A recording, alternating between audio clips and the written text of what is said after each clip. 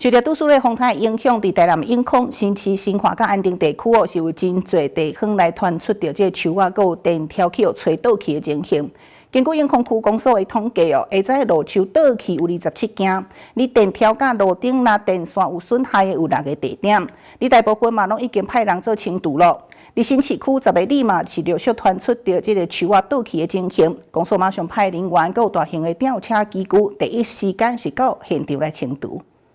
受到都市类风台影响，台南市今仔透早就吹起强风甲落雨，伫永康、新市、新化、安定地区，拢有真侪所在传出路树甲电火条被强风吹倒。伫永康区沿航中正路有电火条也被强风吹倒伫路中，西湾里活动中心树木被吹断去，甲有树枝倒伫路面，影响到行车安全。根据永康区公所透早统计，目前路树倒落去有27件，电条、路顶甲电线有损害有6个地点，大部分拢已经派人清除，以免妨碍到交通出入。树木倒塌的部分，我们从早上6点多，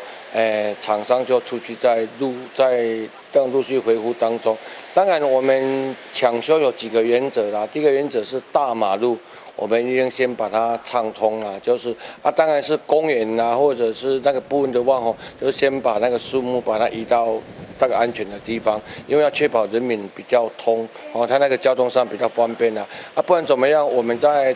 防疫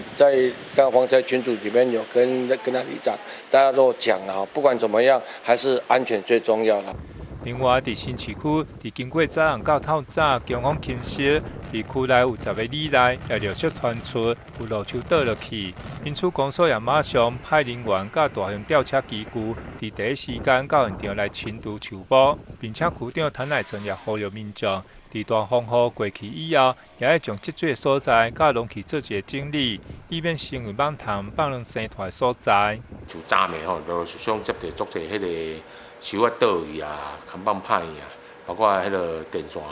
安尼也飞阮拢有派人去整理其实往大社啦往山上啊，包括迄个咱省德遮嘛拢有啦，一个永州啊、潭顶遮拢有只要但是我们会立即给它排除，尤其风台过阮明仔载透早我们11个区啊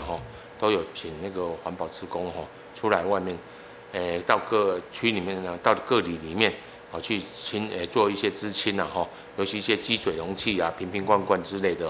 这次都市类风台雨势并无真大，但是台南市强风平均达到7级以上，会当看到台新德大楼周边社区里内有树木被强风吹倒的情形，因此市府今仔日透早6点左右也宣布停班停课，呼吁民众出外要注意自身的安全。记者中议会萧建伟综合报道。